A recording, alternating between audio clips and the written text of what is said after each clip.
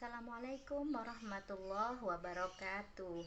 Halo kawan-kawan semua, perkenalkan nama saya Nini Smilatina. Di sini saya akan membahas sedikit tentang suhu dan kalor beserta perubahannya. Ketika kita mendengar kata suhu dan kalor, apa sih yang terlintas di pikiran kalian? Suhu, kalor, apakah mereka itu sama? Tentu tidak. Kita bahas satu persatu yuk. Pertama kita akan belajar tentang suhu. Pasti kalian pernah mengalami yang namanya demam.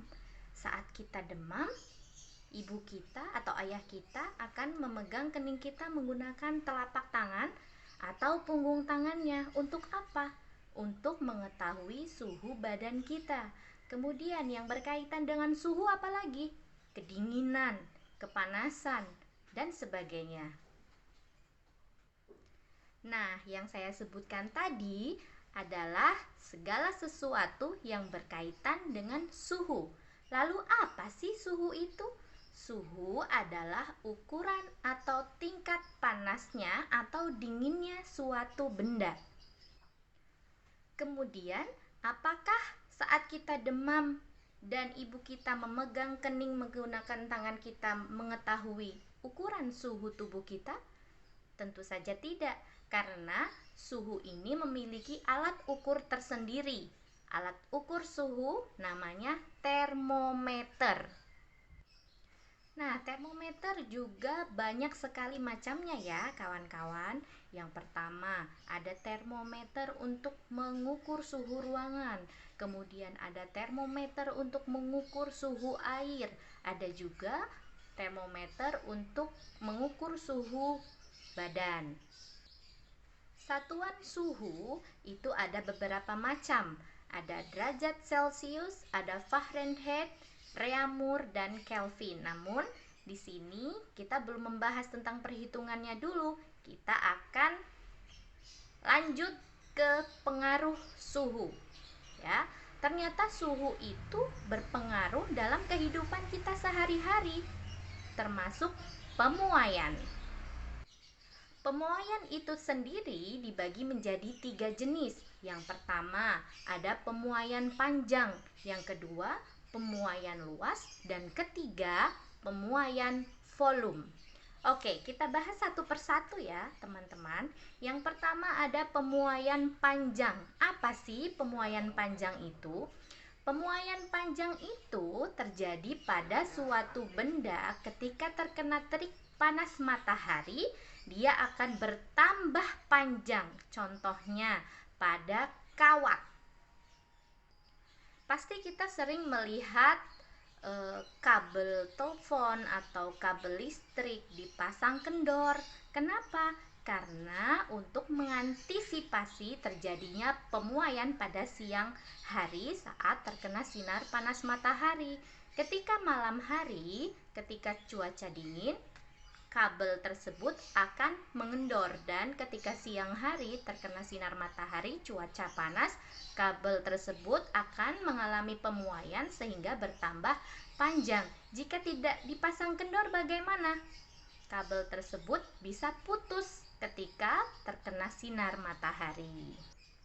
Selain pemasangan kabel yang kendur, ada juga contoh lain pada pemasangan rel kereta api yang sengaja dibuat longgar, renggang antara rel satu dengan sambungan rel yang lain. Dipasang demikian karena apa? Karena mengantisipasi itu tadi, terjadinya pemuaian. Rel kereta api dipasang outdoor, di luar. Jadi ketika panas, ketika siang hari terkena sinar matahari, dia akan memuai dan bertambah panjang, sehingga pemasangan antara rel kereta yang satu dengan yang lain dipasang longgar. Kalau tidak dipasang longgar bagaimana? Apa yang akan terjadi? Ketika dipasang rapat dan saat siang hari cuaca panas, dia akan melengkung. Kalau melengkung, maka apa yang terjadi? Kereta bisa kecelakaan. Itu sungguh berbahaya ya kawan-kawan. Makanya di sini pemasangan rel kereta api dipasang longgar. Yang kedua, ada pemuaian luas. Pemuaian luas berarti suatu benda akan bertambah luasnya ketika terkena panas atau terkena sinar matahari. Contohnya pada apa? Contohnya pada kaca. Pemasangan kaca jendela dibuat ada rongga pada sela-sela kaca tersebut. Untuk apa? Untuk memberi ruangan ketika kaca terkena sinar matahari. Yang ketiga adalah pemuaian volume. Pemuaian volume ini ketika ada panas, maka volume akan bertambah. Contohnya pada Nah, kita sudah bahas tentang suhu ya teman-teman. Sekarang kita bahas tentang kalor. Apa sih kalor itu?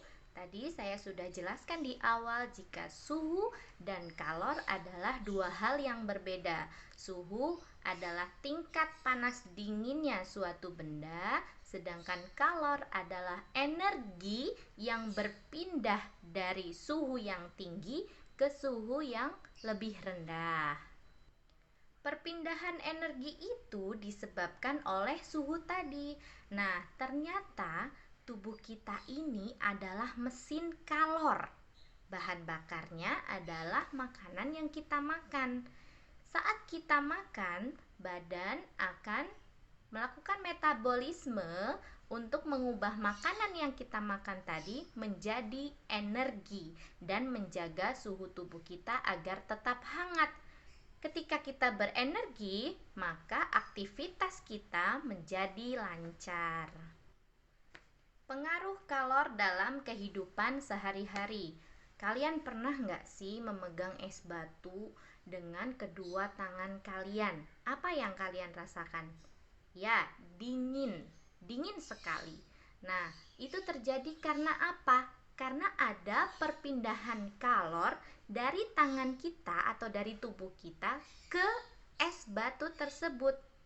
Lalu apa yang terjadi ketika tangan kita yang sudah memegang es batu kita celupkan ke air biasa? Pasti akan terasa lebih hangat karena suhu pada es batu dengan suhu air lebih rendah pada es batu. Nah, saat kita mendinginkan tangan kita menggunakan es batu, itu artinya benda atau tangan kita ini melepaskan kalor sehingga tangan yang tadinya hangat menjadi dingin atau suhunya turun. Satu contoh lagi pengaruh kalor. Ketika kita mengaduk teh yang panas, teh dengan air panas ya maksudnya ya, menggunakan sendok dengan suhu yang normal. Nah, apa yang terjadi? Sendok akan terasa lebih hangat. Kenapa demikian? Karena si sendok tersebut telah menerima kalor dari si air teh tadi. Maka suhu pada sendok yang tadinya normal menjadi naik. Itu artinya si sendok menerima kalor dari air teh tadi. Lanjut, kita akan bahas tentang pengaruh kalor terhadap perubahan wujud zat. Pasti kalian sudah sering melihat ada es batu yang kemudian berubah menjadi air. Nah, itu artinya es batu itu zat padat, air adalah zat cair. Padat menjadi cair. Nah, itu namanya mencair. Kemudian sebaliknya, air berubah menjadi padat atau es batu misalnya. Nah, peristiwa tersebut disebut dengan membeku, perubahan zat cair menjadi zat padat. Selain zat padat menjadi cair, cair menjadi padat, ada juga perubahan wujud zat dari gas ke cair. Dari gas menjadi cair itu disebut mengembun. Contohnya pada apa? Saat kita memasak air, kemudian kita tutup panci yang berisi air tersebut menggunakan tutup panci. Nah, ketika merebus air akan ada titik-titik air di tutup panci tersebut. Nah, itu adalah hasil dari pengembunan atau mengembun, peristiwa mengembun. Sedangkan dari cair menjadi gas itu disebut menguap. Contohnya pada apa? Air laut yang terkena sinar matahari akan menguap ke atas atau evaporasi yang nantinya akan terbentuk awan. Nah, itu disebut dengan menguap. Perubahan wujud zat yang lain terjadi pada kapur barus atau kamper. Nah, ini dari padat menjadi gas, Namanya menyublim. Peristiwa tersebut disebut dengan menyublim, atau sebaliknya, dari gas menjadi padat itu juga disebut dengan peristiwa menyublim. Perpindahan kalor itu sendiri dibagi menjadi 3 cara. Yang pertama dengan cara konduksi, yang kedua konveksi, dan ketiga dengan cara radiasi. Kita bahas satu persatu ya. Yang pertama, konduksi. Konduksi itu apa? Konduksi adalah perpindahan kalor tanpa disertai dengan perpindahan partikel-partikel zat. Contohnya pada apa? Contohnya saat kita memanaskan batang besi, ujung batang besi yang kita panaskan, dia akan si panas dari api tersebut langsung menyebar ke seluruh permukaan besi. Nah, ini yang disebut dengan perpindahan kalor secara konduksi. Yang kedua, perpindahan kalor dengan cara konveksi. Konveksi adalah perpindahan kalor dengan disertai perpindahan partikel-partikel zat. Biasanya terjadi pada zat cair dan gas. Contohnya apa? Contohnya saat kita memasak air. Perpindahan kalor dari api, dia akan menyebar ke air sesuai dengan pergerakan partikel-partikel air. Yang ketiga, perpindahan kalor dengan cara radiasi. Nah, radiasi itu sendiri adalah perpindahan kalor tanpa disertai dengan zat perantara atau tanpa melalui zat perantara. Contohnya apa? Contohnya sinar matahari yang langsung ke permukaan bumi. Nah, ketiga cara tadi merupakan cara perpindahan kalor. Selanjutnya kita bahas tentang konduktor dan isolator. Perbedaan antara konduktor dan isolator itu apa? Yang pertama kita bahas tentang konduktor. Konduktor adalah zat atau benda yang dapat menghantarkan panas dengan baik. Contohnya besi. Dan yang kedua adalah isolator. Isolator adalah zat atau benda yang tidak bisa menghantarkan panas dengan baik. Contohnya adalah kain dan kayu. Ya teman-teman, tadi kita sudah bahas tentang suhu dan kalor. Kemudian yang terakhir adalah bagaimana sih mekanisme tubuh kita dan hewan untuk menjaga kestabilan suhu tubuh.